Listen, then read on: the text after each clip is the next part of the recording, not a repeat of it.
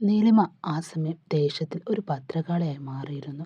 ജഗൻ അരുണിനെ എടുത്ത് ഓടിപ്പോകുന്നത് കണ്ണിൻ്റെ ഒരു കോണിലൂടെ അവൾ കണ്ടിട്ടുണ്ട്. ഇനി തനിക്ക് ഇവിടെ നിന്നും ഒന്നും നേടാനില്ല.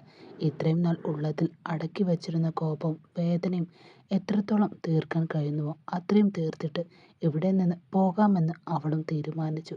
അവളുടെ കാൽ അജയുടെ നെഞ്ചിൽ വീണ്ടും ശക്തമായി അമർന്നു. ആ വേദനയിൽ അജയ് ഉറക്കെയൊന്ന് നിലവിളിച്ചു പോയി.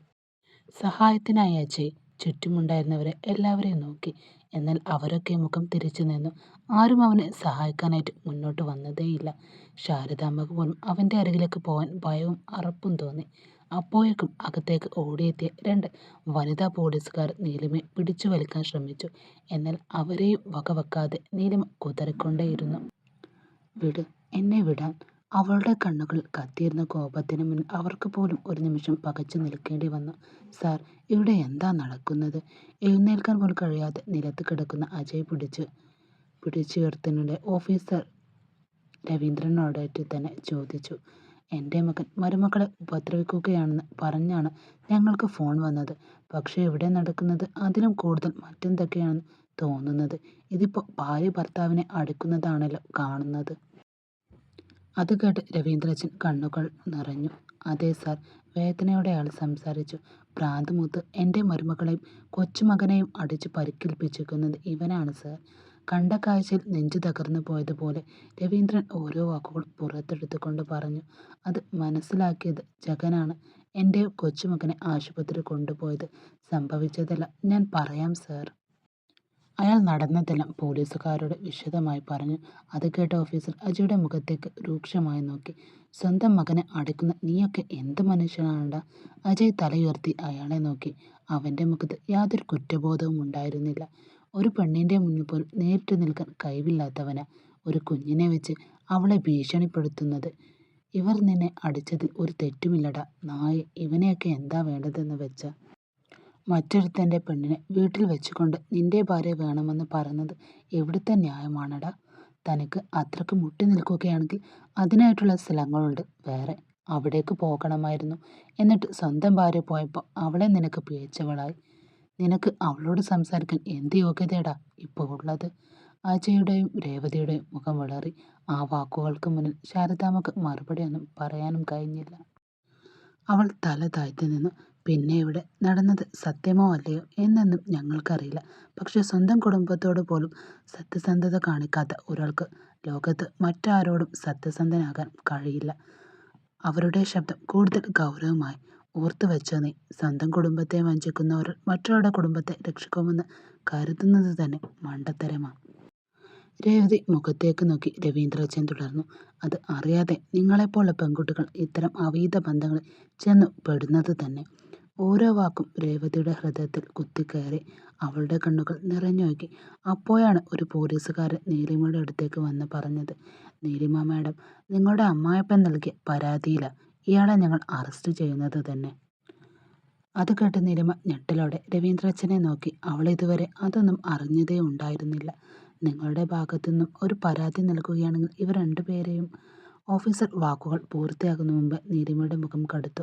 എന്നെയും എൻ്റെ കുഞ്ഞിനെയും ഇനി ഇയാൾ ശല്യം ചെയ്താൽ പിന്നെ കാണുന്നത് മറ്റൊരു നീലിമയെ ആയിരിക്കും, അവൾ പല്ലുകൾ ഞെരിച്ചുകൊണ്ട് പറഞ്ഞു. അവളുടെ ആ ഭാവം കണ്ട ഓഫീസർക്ക് പോലും ഒരു നിമിഷം ഭയം തോന്നി. ശരി മാഡം, അദ്ദേഹം തലയാട്ടി.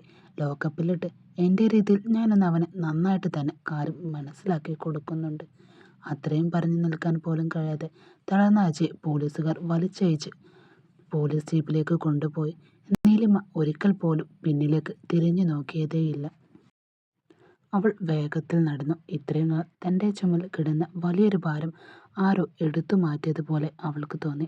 അവളുടെ മുന്നിലേക്ക് നോക്കിയ രജനിയും സായന്തും വന്നു നിന്നു. നീലിമയുടെ കണ്ണുകൾ അവൾ കണ്ടത് ഭയപ്പെട്ട പെണ്ണിൻ്റെ നോട്ടമായിരുന്നില്ല.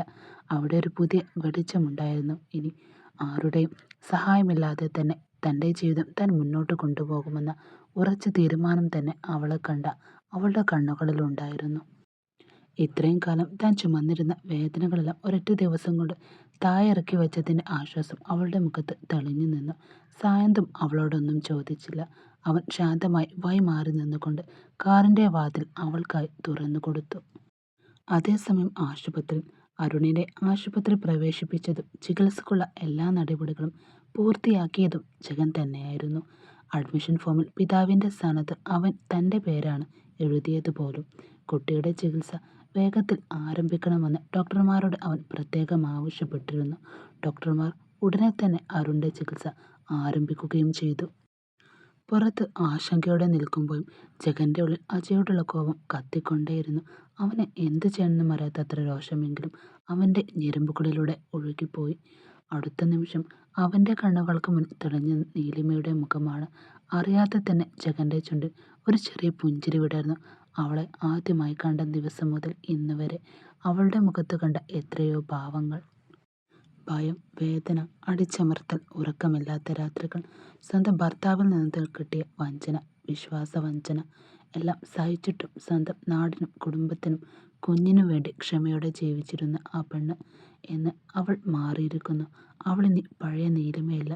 വേദനകളെ ഭയക്കാതെ അതിനോട് പോരാടാൻ പഠിച്ച ഒരു പുതിയ പെണ്ണായി അവൾ മാറിയിരുന്നു. കുറച്ചു സമയത്തിന് ശേഷം ചികിത്സ പൂർത്തിയാക്കി ഡോക്ടർ പുറത്തേക്ക് വന്നു. നീലിമയും സായന്തും രചനയും ഉടൻ തന്നെ ഡോക്ടറുടെ അടുത്തേക്ക് വന്നു ചെന്നു. നിങ്ങളുടെ മകൻ ഇപ്പോൾ അപകടനില തരണം ചെയ്തിട്ടുണ്ട് മാഡം. ഡോക്ടറുടെ വാക്കുകൾ കേട്ടതും നീലിമയുടെ ശ്വാസം ഒന്ന് നേരെയായി. നെറ്റിയിലുള്ള മുറിവ് നിസ്സാരമുള്ളതല്ല. പക്ഷേ കുറേ സമയം കരഞ്ഞതുകൊണ്ട് അവൻ വളരെ ക്ഷീണിതനായിരുന്നു. ഡോക്ടർ ഒരു നിമിഷം നിശബ്ദനായി. അവൻ അപകടകരമായ അവസ്ഥയിലായിരുന്നു. ഭാഗ്യം കൊണ്ട കൃത്യസമയത്ത് ഇവിടെ എത്തിക്കാൻ ജഗന് കഴിഞ്ഞത്.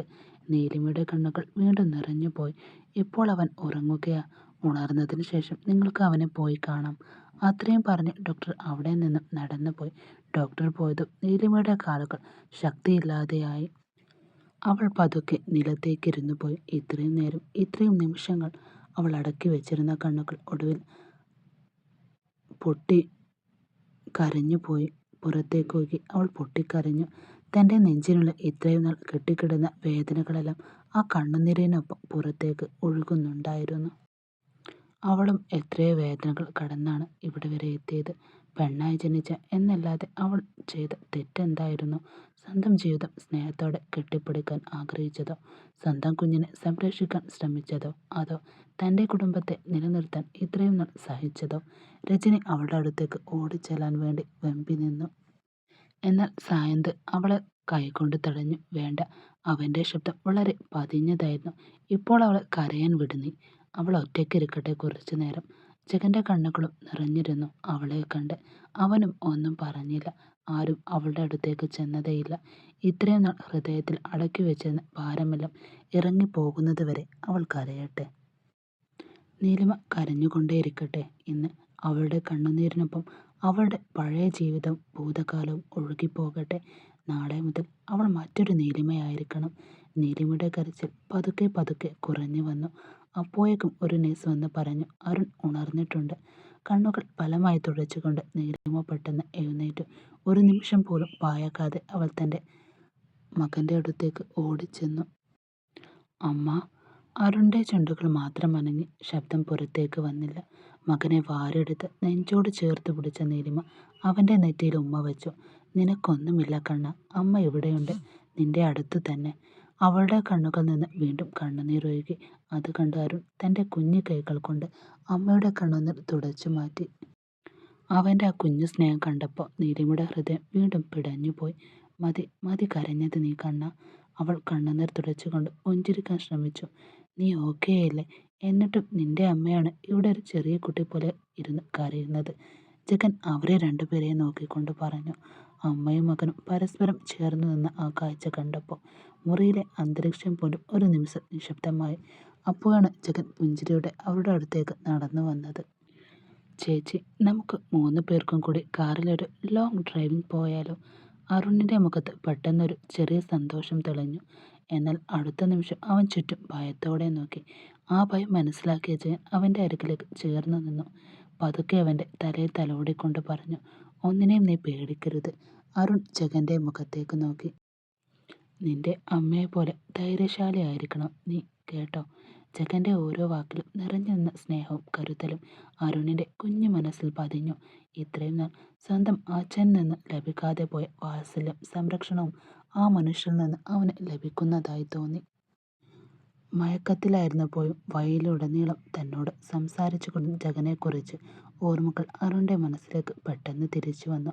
അവൻ പതുക്കെ ജഗനെ നോക്കി. പിന്നെ ആ കുഞ്ഞു ചുണ്ടിൽ നിന്ന് ഒരു വാക്ക് പുറത്തേക്ക് വന്നു: അച്ഛാ. ആ ഒറ്റവിളി കേട്ടതും നീലിമയും ജഗനും ഒരുപോലെ ഞെട്ടി. ഒരു നിമിഷത്തേക്ക് ഇരുവരും പരസ്പരം നോക്കി. നീലിമയുടെ ഉള്ളിൽ ആ ബന്ധം ഒരു ചെറിയ ഭയം ഉണർത്തി. അരുൺ ജഗനെ അച്ഛനായി കാണാൻ തുടങ്ങുന്നത് അവൾക്ക് എങ്ങനെ സ്വീകരിക്കണമെന്ന് അറിയാത്തൊരു വികാരമായിരുന്നു മനസ്സിൽ. അരുണിനോട് എല്ലാം പതുക്കെ പറഞ്ഞു മനസ്സിലാക്കണമെന്ന് അവൾ മനസ്സിൽ തീരുമാനിച്ചു. എന്നാൽ ഇപ്പോൾ ഒന്നും പറയാതെ അവൾ നിശബ്ദനായി നിന്നു. പുറത്തു നിന്നുകൊണ്ട് നടന്നതെല്ലാം ശ്രദ്ധിച്ച സായന്തും രേവതിയും പതുക്കെ അകത്തേക്ക് വന്നു. രജനി സായന്തിനെ നോക്കി. സായന്തും ജഗൻ സാറും നീലിമയും ഒന്നിച്ച ആ രണ്ടു കുട്ടികൾക്കും അമ്മയും അച്ഛനും രണ്ടുപേരും കിട്ടുമല്ലേ? സായന്ത് ഒരു നിമിഷം ആലോചിച്ചു കൊണ്ട് രജനിയോട് പറഞ്ഞു: കിട്ടും. പിന്നെ അവൻ പതുക്കെ പറഞ്ഞു: പക്ഷെ അവരുടെ രണ്ടുപേരുടെയും മനസ്സിൽ ഇപ്പോൾ എന്താണെന്ന് നമുക്കറിയില്ലല്ലോ. രേവതി ഒന്നും മനസ്സിലാകാത്തതുപോലെ അവനെ നോക്കി. ജീവിതത്തിൽ രണ്ടുപേരും ഒന്നിക്കണമെന്ന് വിധിയുണ്ടെങ്കിൽ അവർ ഒന്നിക്കും. എന്താ സായന്ത് നീ ഇങ്ങനെയൊക്കെ പറയുന്നേ? രേവതിയുടെ ശബ്ദത്തിൽ ചെറിയൊരു പരിഭവം ഉണ്ടായിരുന്നു. നീലിമയെ അരുൺ അമ്മയെന്ന് വിളിക്കുന്നു, ജഗൻ സാറിനെ അച്ഛ എന്നും അവൾ തുടർന്നു. കുട്ടികളുടെ മനസ്സിൽ തന്നെ അങ്ങനെ ഒരു ആഗ്രഹം വന്നു കഴിഞ്ഞാൽ അത് രണ്ടുപേരും ഒന്നിച്ച് തുല്യമല്ലേ മനസ്സിലാക്കേണ്ടത്? സായന്ത് ചെറുതായി പുഞ്ചിരിച്ചു. എനിക്ക് അറിയാവുന്ന ജഗൻ പോലും ഇതിനെപ്പോഴോ സമ്മതം പറഞ്ഞിട്ടുണ്ട്. അവനൊന്ന് നിർത്തി. പക്ഷേ നീലിമയുടെ മനസ്സിലേറ്റ മുറിവുകൾ ഇതുവരെ ഉണങ്ങിയിട്ടുണ്ടാവില്ല രേവതി. അവൻ്റെ ശബ്ദം ഗൗരവമായി. അത്രയും വേദനകൾക്ക് ശേഷം ഉടൻ തന്നെ മറ്റൊരു ജീവിതത്തെക്കുറിച്ച് ചിന്തിക്കുന്നതാ എന്നത് അവൾക്കത്ര എളുപ്പമുള്ള കാര്യമില്ല. അതാ ഞാൻ പറഞ്ഞത്. രേവതി പതുക്കെ തലയാട്ടി. നമുക്ക് നോക്കാം. സായന്തും ശാന്തമായി പറഞ്ഞു. അതെ, ഇനി എന്താ സംഭവിക്കുന്നെന്ന് കണ്ടറിയാം. ഒരു നിമിഷം ഇരുവരും നിശബ്ദമായി നിന്നു. പിന്നെ സായന്ത് രേവതിയെ നോക്കി. നിന്റെ കൂട്ടുകാരിയെക്കുറിച്ച് ചിന്തിച്ചത് നിർത്തിക്കോ ഇനി. രേവതി പുരികമുയർത്തി. ഇനി നമ്മളെക്കുറിച്ച് സംസാരിച്ചാലോ? അവൾ പെട്ടെന്നൊന്നും പതറിപ്പോയി. നമ്മളെക്കുറിച്ച് സംസാരിക്കാൻ എന്താ ഉള്ളത്? ഒന്നുമില്ലല്ലോ. സായന്തിൻ്റെ ശബ്ദത്തിലെ ഗൗരവം കേട്ടതും രേവതിയുടെ മുഖത്തെ പുഞ്ചിരി മാഞ്ഞു. അവൾ തല താഴ്ത്തി. നീലിമയോട് നീ സംസാരിച്ചതല്ല ഞാൻ കേട്ടിട്ടുണ്ട്, സായന്ത് പതുക്കെ പറഞ്ഞു. ഇനിയും എന്തിനാ ഈ മടി രേവതി? അവളൊന്നും മിണ്ടിയില്ല. ഇതുവരെ ജീവിതത്തിൽ എത്രയോ പെൺകുട്ടികളെ ഞാൻ കണ്ടിട്ടുണ്ട്. അവൻ അവളെ കണ്ണുകളിൽ നോക്കി. പക്ഷെ മറ്റാരോടും തോന്നാത്ത ഒരു വികാരം എനിക്ക് നിന്നോട് മാത്രമാണ് തോന്നിയത്. രേവതിയുടെ ഹൃദയം പതുക്കെ മിടിക്കാൻ തുടങ്ങി. ഏകാന്തതയുടെ വേദന എന്താണെന്ന് നമ്മൾ രണ്ടുപേരും അനുഭവിച്ചവരാ. അവൻ്റെ ശബ്ദത്തിൽ പ്രണയത്തേക്കാൾ കൂടുതൽ സത്യസന്ധതയുണ്ടായിരുന്നു. എൻ്റെ ലോകത്ത് നീയും നിന്റെ ലോകത്ത് ഞാനും പരസ്പരം ഒരു താങ്ങായി നിൽക്കാം. അവൻ അവളുടെ അടുത്തേക്ക് ഒരു പടി കൂടി വന്നു. ജീവിതത്തിൽ തളർന്നു പോകുമ്പോൾ ചാരി നിൽക്കാൻ ഒരു തോളെങ്കിലും ഉണ്ടെന്ന ധൈര്യം എനിക്ക് തരണം നീ രേവതി. അവളുടെ കണ്ണുകൾ പതുക്കെ അവനെ നേർക്ക് ഉയർന്നു. സായന്തിൻ്റെ കണ്ണുകൾ അവൾ കണ്ടത് കപടതയില്ലാത്ത ഒരു പ്രണയം. I love you Revathi. അവനൊടുവിൽ തൻ്റെ മനസ്സിലുള്ളത് തുറന്നു പറഞ്ഞു. ആ വാക്കുകൾ കേട്ടപ്പോൾ അവളുടെ ഉള്ളിൽ എവിടെയോ ഒരു സന്തോഷം പൂത്തുലഞ്ഞു പോയി. ജീവിതത്തിൽ നേരിൽ കണ്ടവളല്ലേ അവൾ. പ്രണയത്തിൻ്റെ മധുരത്തോടൊപ്പം അതിൻ്റെ വേദനയും അവൾക്ക് നന്നായി അറിയാം. അതുകൊണ്ട് തന്നെ ഒരു തീരുമാനമെടുക്കാൻ അവളുടെ മനസ്സ് മടിച്ചു നിന്നു. അവളുടെ ആ മൗനം കണ്ട സായന്ത് ഒന്നും നിർബന്ധിച്ചതേയില്ല. പകരം അവൻ ശാന്തമായി അവളോട് പറഞ്ഞു. നിന്റെ തീരുമാനം ഇപ്പോൾ തന്നെ പറയണമെന്ന് എനിക്കൊരു നിർബന്ധവുമില്ല. അവൾ അവനെ നോക്കി. എപ്പോഴാണ് നിനക്ക് എന്നിൽ പൂർണ്ണമായി വിശ്വാസം വരുന്നത്? അപ്പോൾ നിന്റെ പ്രണയം എന്നോട് പറഞ്ഞാൽ മതി. അവൻ്റെ ചുണ്ടിൽ ഒരു ചെറു പുഞ്ചിരി തെളിഞ്ഞു നിന്നു. അതുവരെ എന്നോട് അകൽച്ച മാത്രം നീ കാണിക്കരുത്. അത്രയും പറഞ്ഞ് സായന്ത് അവിടെ നിന്ന് മാറാനൊരുങ്ങി. എന്നാൽ അവൻ്റെ കൈകളിലേക്ക് രേവതി പതുക്കെ തൻ്റെ കൈ ചേർത്ത് പിടിച്ചു. ഒരു സ്പർശനത്തിൽ അവളുടെ മറുപടി ഉണ്ടായിരുന്നു. പറയാൻ കഴിയാത്ത ഒരുപാട് വാക്കുകൾ. അവളുടെ കണ്ണുകൾ നിറഞ്ഞു നിന്നു. സായന്ത് അവളുടെ കൈ മുറുകെ പിടിച്ചു, ഒന്നും പറയാതെ. ആ നിമിഷം മാത്രം ഇരുവരും ഹൃദയത്തിൽ ചേർത്ത് വെച്ചു.